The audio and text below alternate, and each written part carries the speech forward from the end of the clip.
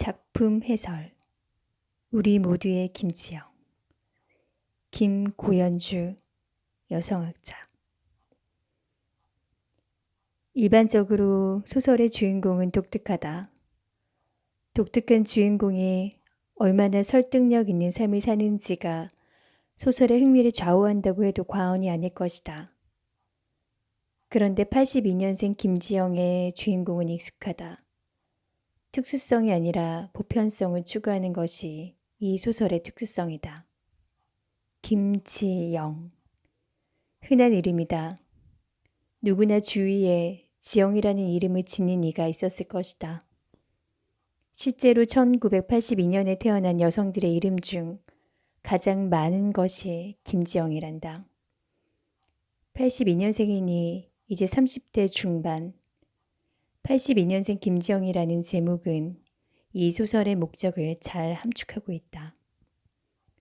그 목적은 물론 현재를 살고 있는 여성의 보편적인 삶을 그리는 것이다. 다양성과 개성이라는 가치를 중요하게 생각하는 시기에 여성에 대한 대표성을 지니는 캐릭터가 무슨 의미를 가질 수 있을까? 다양성과 개성의 시대에는 나답게 사는 것, 그래서 나다운 것이 무엇인지를 찾는 것이 개인의 과제가 되었다. 아니, 그런 줄 알았다. 그런데 좀처럼 나를 찾기가 쉽지 않다. 다른 사람들과의 차이를 통해 내가 구성되었는데 나를 구성할 만한 차이가 별로 없기 때문이다. 물론 개인의 정체성을 구성하는 요소들은 다양하기 때문에 어떤 정체성에 보다 많은 의미를 부여하느냐에 따라 개인의 경험은 다를 수 있다. 그렇지만 다양한 정체성들 중에서도 자기 정체성의 핵심은 성이다. 여성이라는 정체성에 주목하면 한국인의 절반인 상당히 유사한 경험을 하고 있다. 성에 기반한 젠더는 사랑, 결혼, 가족 구성, 출산, 양육, 노령화를 포함한 사적인 영역부터 경제, 종교, 정치, 미디어, 학교 등 모든 공적 영역에 작동하는 강력한 체제이기 때문이다. 82년생 김지영의 에피소드들은 무척이나 사실적이다. 어린 시절, 학창 시절, 회사 생활, 결혼 생활에 이르기까지 여성이라면 누구에게나 익숙한 경험들이다. 페이지를 넘길 때마다 앞으로 어떤 일이 벌어질지 눈앞에 그려질 정도다. 아마도 독자들은 자신의 예상이 보기 좋게 빗나가기를 바랐을지도 모르겠다. 나와는 달리 김지영은 그런 경험을 하지 않았으면 하고 말이다. 하지만 그녀에게 그런 행운은 따르지 않았다. 오히려 김지영마저도 우리와 비슷한 경험을 한다. 이쯤 되면 내가 김지영인지 김지영이 나인지 헷갈릴 정도다. 김지영이 여성으로서의 삶을 살고 있기 때문이다. 김지영의 삶이 여성 독자들의 삶과 이토록 닮은 이유는 무엇일까? 동시대 여성이기 때문일까? 시대의 문제라면 그나마 다행이다. 우리의 딸들은 김지영의 딸 정지원은 다른 삶을 살 수 있을 거라는 희망을 가질 수 있으니까 말이다. 하지만 헛된 희망이 아닐까? 딸 김지영의 삶은 어머니 오미숙의 삶에서 한치도 나아지지 않았다. 어머니는 딸이 자신과 다른 삶을 살기를 염원했다. 그러나 김지영이 어머니의 삶을 반복하고 있는 마당에 딸이 김지영의 삶을 반복하지 않을 수 있을까? 아니, 오히려 어머니의 삶이 김지영의 삶보다 더 나은 부분들도 있는 것 같다. 적어도 어머니는 자신의 생각과 감정을 입 밖으로 말할 수 있었으니까. 어머니는 국민학교를 마치고 집안일과 농사일을 돕다 15살이 되던 해에 서울로 올라왔다. 10대였던 어머니와 이모가 먹지도 자지도 못하면서 번 돈으로 큰 외삼촌은 의사, 작은 외삼촌은 경찰, 막내 외삼촌은 교사가 되었다.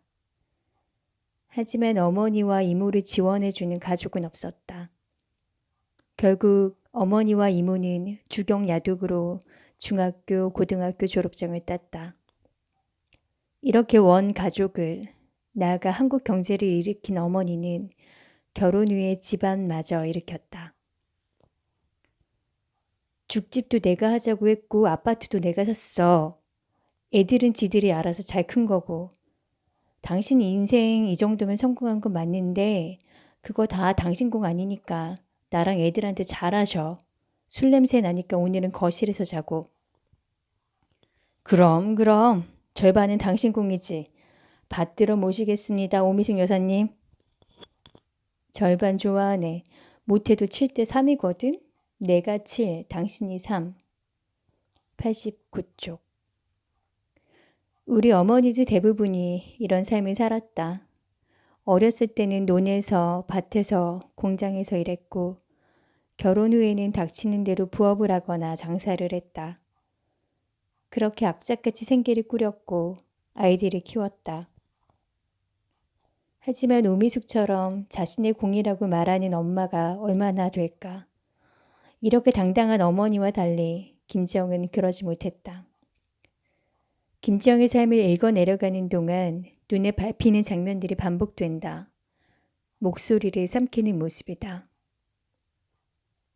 선배는 평소와 똑같이 다정하고 차분히 물었다. 껌이 무슨 잠을 자겠어요? 라고 대답하고 싶었지만 김지영 씨는 입을 다물어 버렸다. 94쪽. 영업 중인 빈택시 잡아 돈 내고 타면서 고마워하기라도 하라는 건가? 배려라고 생각하며 아무렇지도 않게 무례를 저지르는 사람. 어디서부터 어디까지 항의를 해야 할지도 가늠이 되지 않았고 괜한 말싸움을 하기도 싫어 김지영 씨는 그냥 눈을 감아버렸다. 100에서 101쪽. 주량을 넘어섰다고, 귀갓길이 위험하다고, 이제 그만 마시겠다고 해도 여기 이렇게 남자가 많은데 뭐가 걱정이냐고 반문했다. 니들이 제일 걱정이거든. 김지영 씨는 대답을 속으로 삼키며 눈치껏 빈 컵과 냉면 그릇에 술을 쏟아버렸다. 116쪽. 조금도 서운하지 않았다. 견딜 수 없는 것은 오히려 그 순간이었다. 김지영 씨는 충분히 건강하다고, 약 같은 것은 필요 없다고, 가족 계획은 처음 보는 친척들이 아니라 남편과 둘이 하겠다고 말하고 싶었다. 하지만 아니에요, 괜찮아요 라는 말밖에 할 수가 없었다. 133에서 134쪽. 그럼 너도 계속 구역질하고 제대로 먹지도 싸지도 못하면서 피곤하고 졸립고 여기저기 아픈 상태로 지내든지. 겉으로 말하지는 못했다. 138쪽. 김지영 씨는 나도 당당하고 먹고 싶은 음식 다 잘 먹고 있다고, 그런 건 아이의 성별과 아무 관계가 없다고 말하고 싶었지만 왠지 열등감으로 보일 분위기라 그만두었다. 142쪽. 김지영은 어처구니 없고 부당한 상황에서 거의 대부분 입을 닫아버린다. 그때마다 하고 싶은 말들이 있었지만 하지 않았다. 그 이유를 짐작하기란 어렵지 않다. 김지영은 집, 학교, 거리에서 자신이 살고 있는 여성이 여성 혐오라고 명명된다는 사실을 깨달았을 것이다. 여성 혐오 사회에서 여성이 자신의 목소리를 내는 행위가, 나아가 여성이라는 존재 자체가 얼마나 숱한 위험에 처할 수 있는지를 말이다. 어머니는 뱃속의 셋째가 또 딸이라는 재수 없는 소리, 하지 말라는 아버지의 말에 울면서 낙태를 했다. 할머니는 아무보다 못한 존재인 손녀들이 감히 귀한 손자것에 욕심을 내서는 안 된다고 가르쳤다. 초등학교 선생님은 짝꿍이 김지영을 좋아해서 괴롭히는 것이니 친하게 지내라고 했다. 바바리 맨을 잡은 중학교 친구들은 학교 망신을 시켰다며 근신 처분을 받았다. 알지도 못하는 남자에게 위협을 당했을 때 아버지는 고등학생인 김지영이 자초한 거라며 혼을 냈다. 그녀가 처음부터 말하지 않는 방법을 택한 건 아니었다. 오히려 이런 경험들에도 불구하고 김지영은 말하는 존재였다. 하고 싶은 말을 하지 못하면 후에 못내 억울하고 분했기 때문이다. 임신으로 특혜받는다고 조롱하는 남자 동료들의 말에 화가 나 늦게 출근할 생각이 없다고 말했다. 그러나 그녀는 그 말을 곧 후회한다.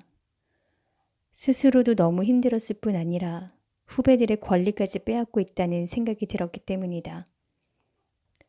육아를 위해 결국 직장을 그만둔 김지영을 위로한다며 열심히 돕겠다고 하는 남편에겐 그놈의 돕는다는 소리 좀 그만할 수 없어?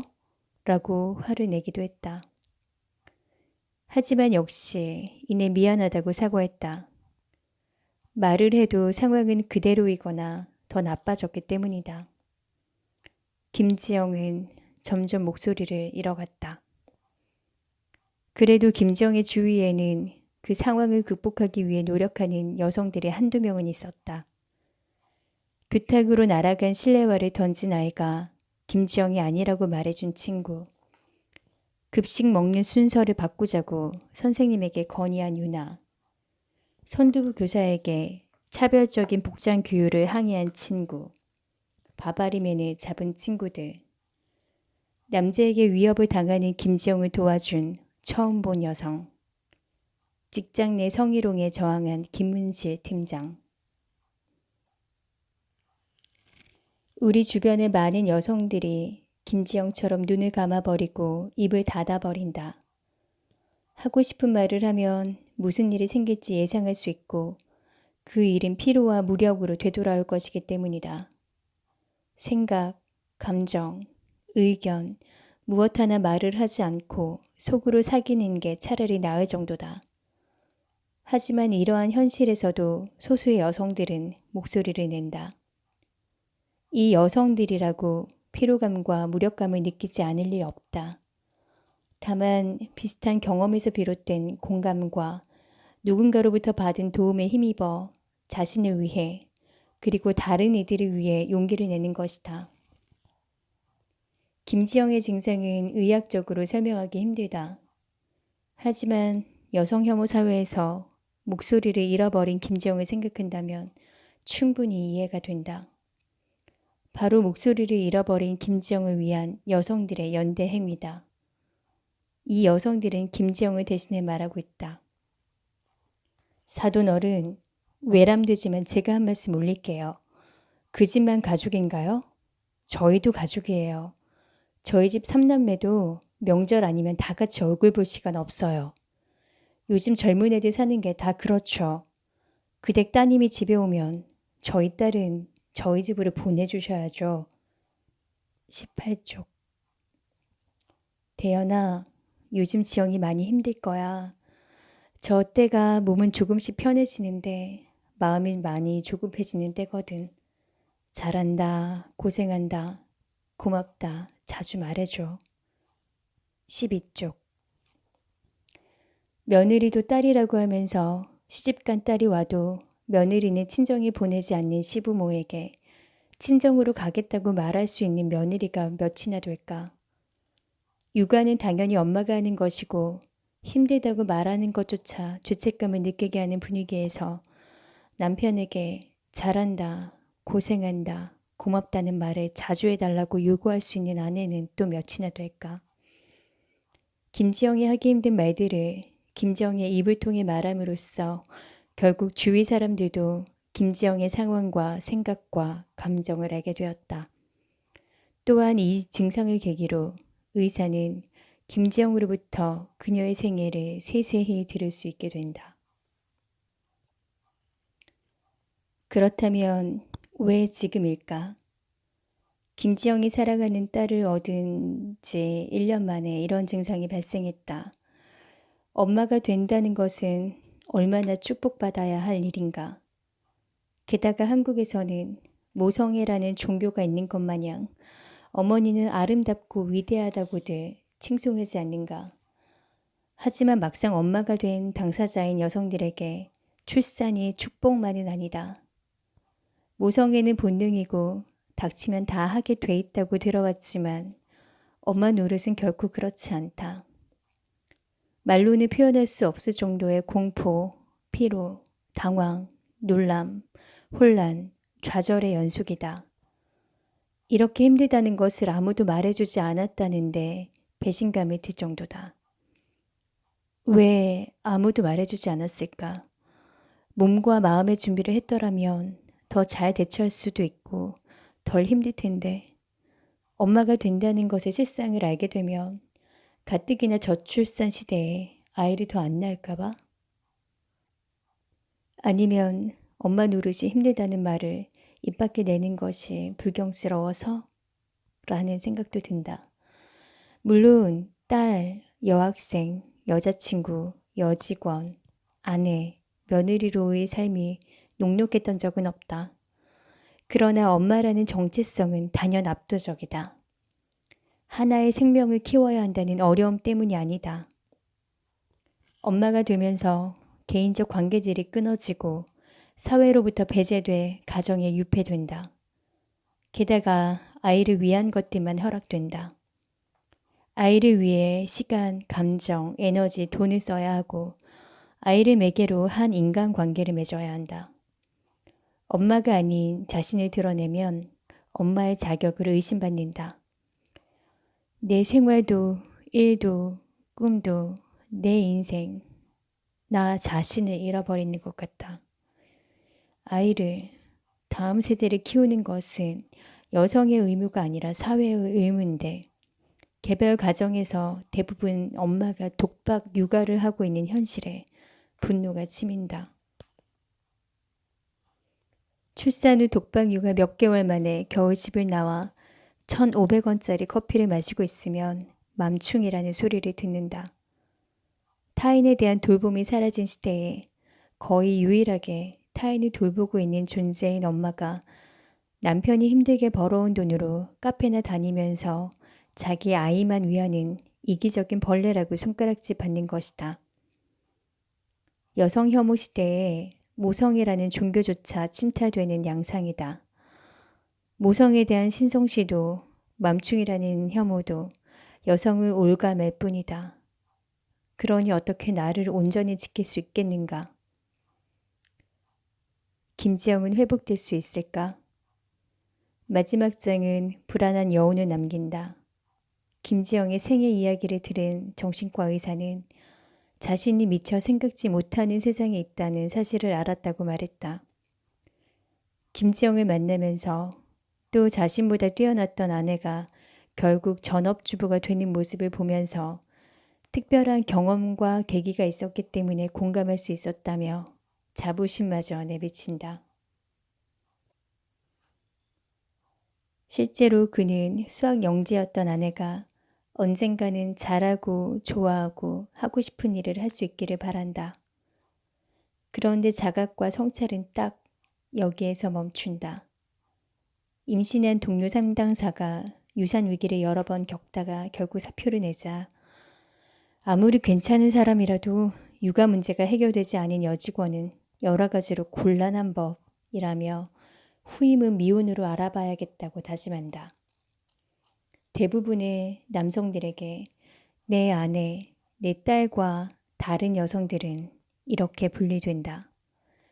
그리고 내 아내와 내 딸은 내가 아닌 다른 남성들에게 김치녀 또는 맘충이라고 불리게 될 것이다. 이런 세상에서 김지영의 회복을 바라야 할까? 김지영의 회복은 곧 김지영을 위해 대신 말해주는 방식의 여성 연대의 중단을 의미한다. 지금의 김지영이 더 행복하고 더 자유로울지도 모른다. 하지만 김지영의 목소리는 자신의 것이 아니다. 언제까지 다른 사람이 대신 말해줄 수는 없는 노릇이다. 김지영은 어떻게 잃어버린 목소리를 찾을 수 있을까? 여기까지가 내가 읽은 82년생 김지영이 던지는 질문이다. 그리고 그 해결책을 82년생 김지영 혼자서 찾을 수 없다는 것은 명백하다. 이 책을 읽는 독자들이 함께 고민할 것이다. 우리는 모두 김지영이기 때문이다.